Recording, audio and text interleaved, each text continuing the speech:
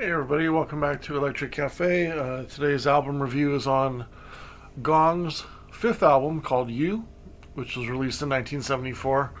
Most people think, this is categorized under space rock or psychedelic rock or even prog rock.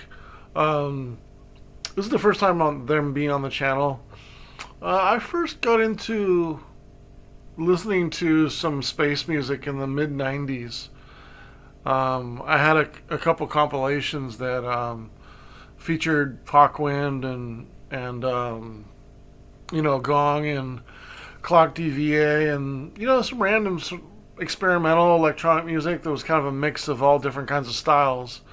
But a big one that I kind of gravitated towards from those mid '90s compilations that I got were some of the space rock, and Gong was a name that was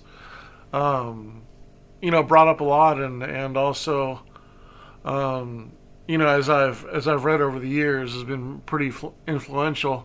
And I've got a few albums here and there, and part of the great thing about having this channel is it gives me the opportunity to sort of go back through some catalogs and complete some artists that I don't know so well, as much as I want to highlight artists albums that I do know. So this gives me a chance to check out some other Gong records, but I figured I'd start here with their considered one of their best.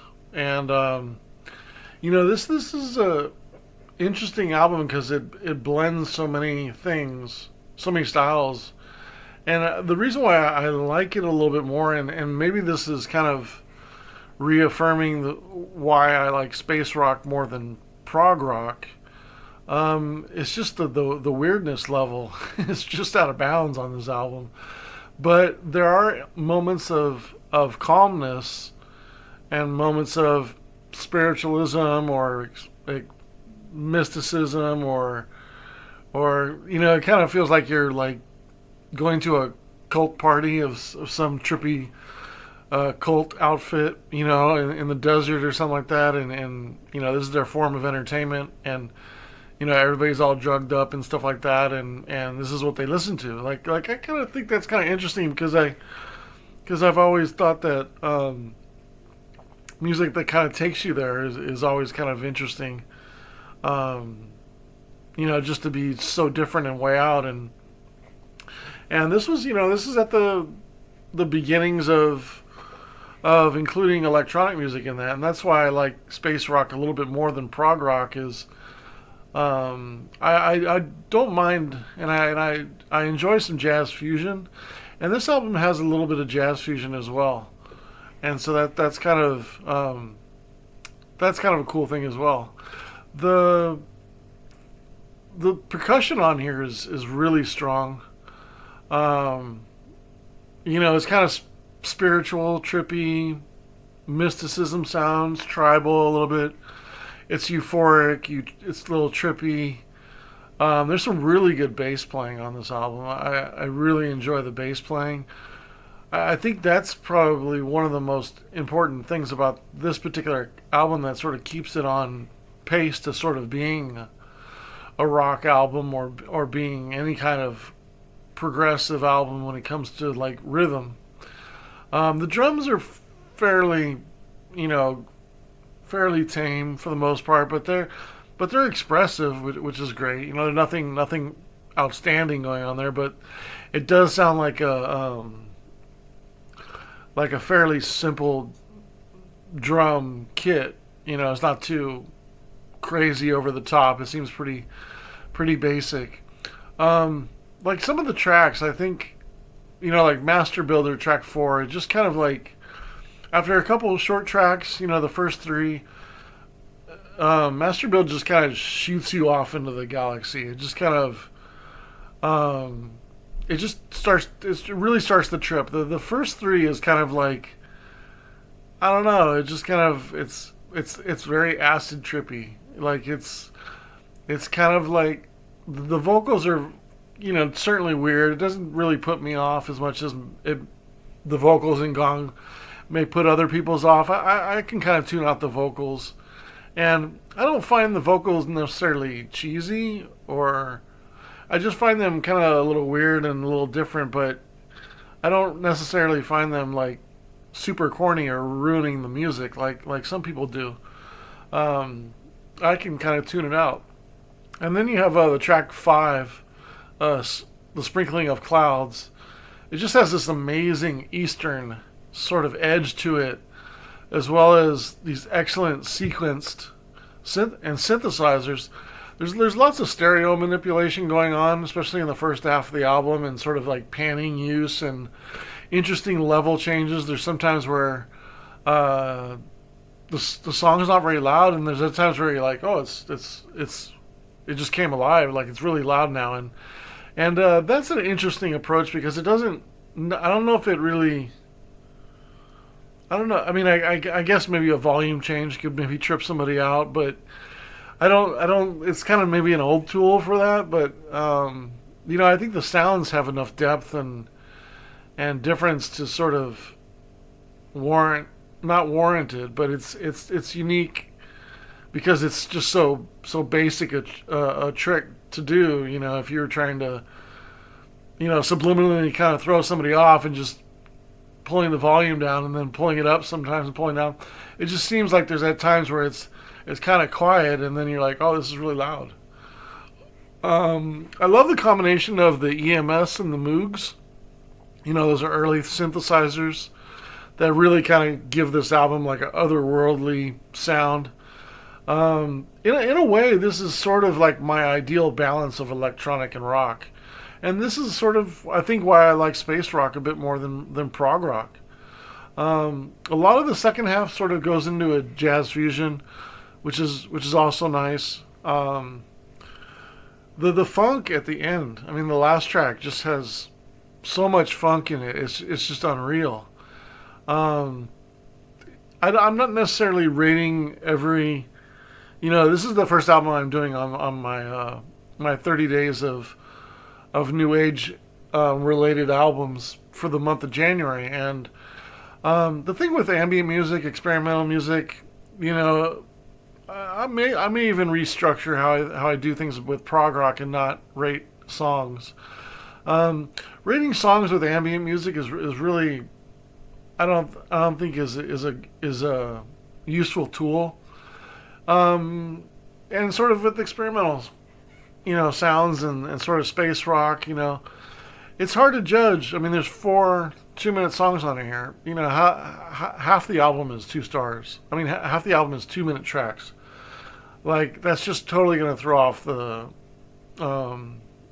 scoring if, I don't think it's going to be a good gauge. So, and I've thought about this before I started doing it, and to rate ambient music is really, I think in the big picture, it's really about rating the entire album, because a lot of times, I have tons of Steve Roach records and they're just one song for 70 minutes. So that's kind of the idea with ambient music, is it's kind of the totality of everything and not so much the individual pieces, because sometimes those pieces can be 30 seconds or a minute long, and some of them can be 16 minutes. And so how do you really rate those? Because some songs just go up and down, and there are all kinds of different songs just in one song. So, so I'm gonna stay away from rating the songs and try to stick to an overall rating. By doing that, I might make some more mistakes with it because I don't have my checks and balances where I rate something to the song. But I think in some ways it could be a little bit more accurate because I'm just taking into account the overall enjoyment and vibe of the album. And when I think of the opportunities of Gong's 5th album called You, the vocals don't really help it, but I don't think it really hurts it. And I know that again, that sort of puts people off, the vocals. But again, when it's so weird and when it's so weird, it can kind of be indifferent. And when it's that weird, like, it's just kind of, in a way, it kind of is a little. I wouldn't say, I don't know if it's charming or anything like that, or just whimsical weird, but it's different, and I like that with space rock. Nothing in space is normal. What I mean? There's nothing. There should be nothing. The reason why we all fantasize about space is the unknown, right? The unusual, the differences, the unique things, the things we can't understand, right? The changes in in in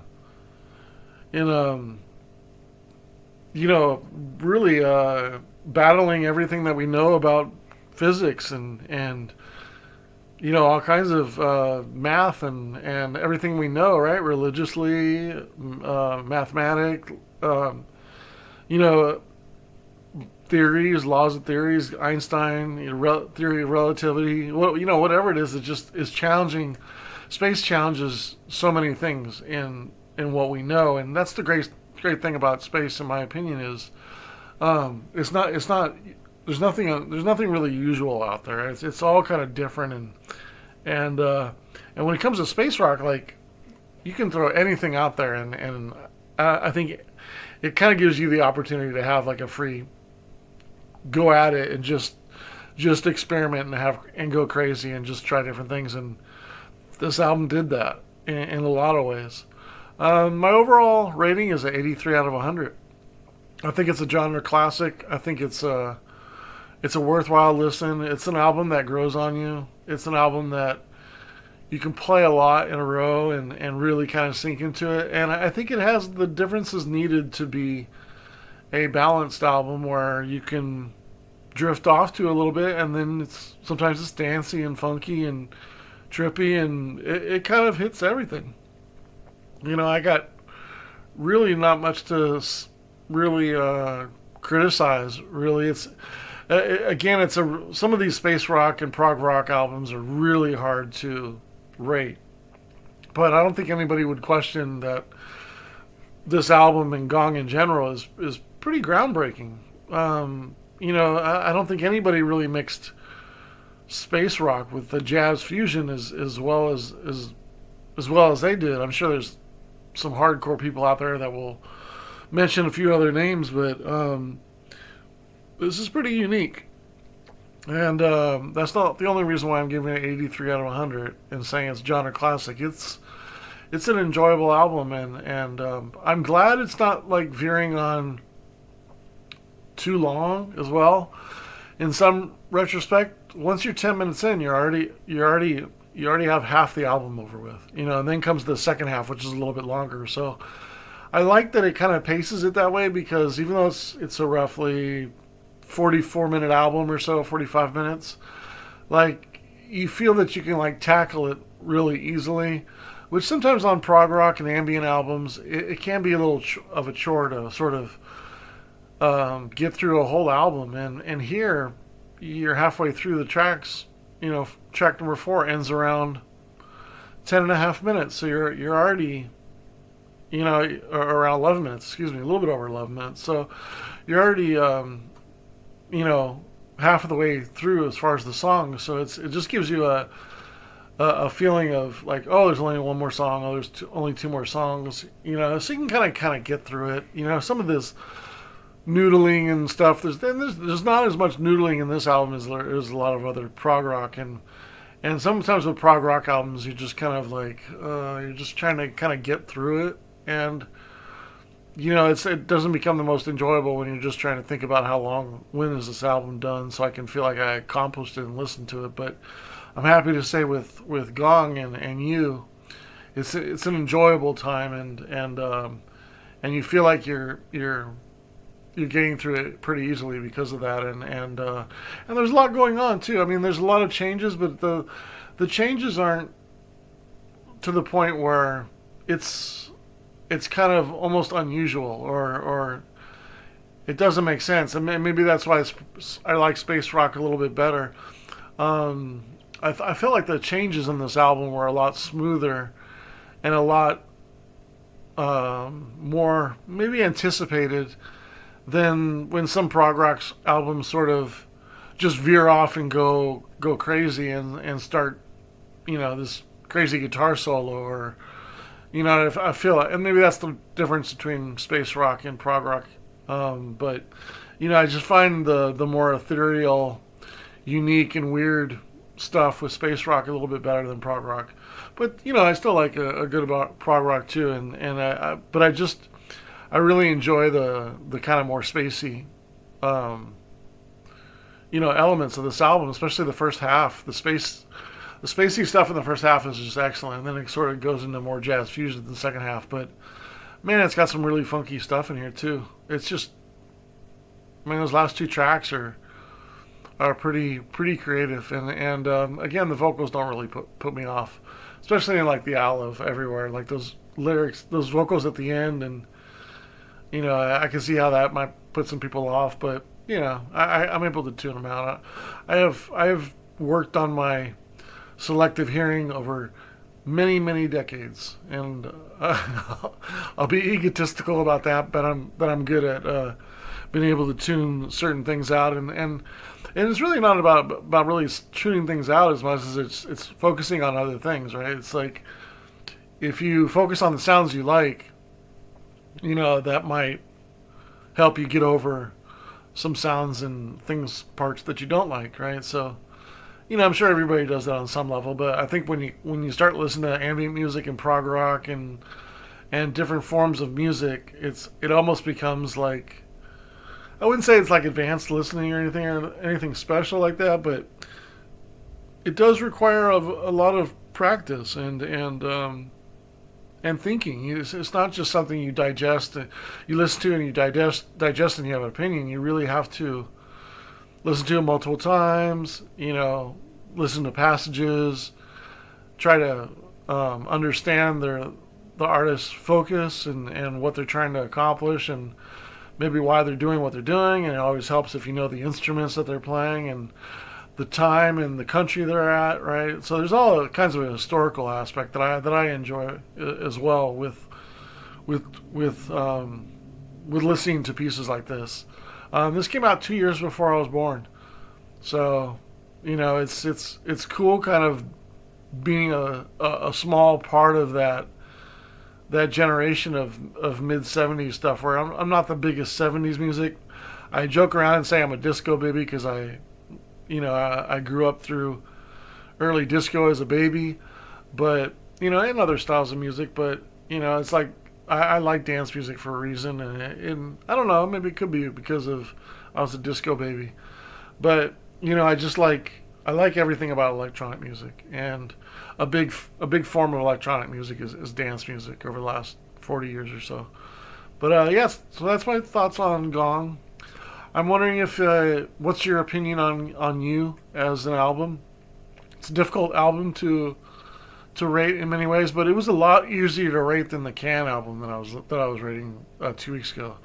That Can album had me spinning. I was like, I can't understand it. Like it's like my fifth time listening to it this week. Like I'm not feeling like I'm grasping the changes and the reasons and that's why I kind of boil it down to being this is a little bit more focused and a little bit more weird, and there is changes, but it's a more manageable soup of music than some of the prog rock can be. Is specifically Can, because Can's and maybe that's the difference between krautrock and prog rock for sure, because the krautrock throws a little bit more experimentalism in there, and that can sort of lead to some, especially if it's an all rock band, it just can lead to all kinds of unique stuff in a strange way, and trying to figure it out and figure out the bigger purpose. But when you have really complex albums, I try to remind myself to think about the enjoyment that you're getting out of the album, because that's the ultimate decider, right? As challenging as an album is and how futuristic and different and unique an album is, doesn't mean that it's gonna be an album that you go back to and listen to a lot and enjoy. And that's where I call it the rubber meets the road. And Gong does a good job of accomplishing that enjoyment part that is really crucial to the playability of the album. But yeah, what's your favorite 3 Gong records? It's strange I started at this album, their 5th album, but I will go through the others as well. But yeah, what's your favorite 3 Gong albums, and what are your thoughts on this specific album, and what would you rate it on a scale of 1 to 100? All right, thanks so much.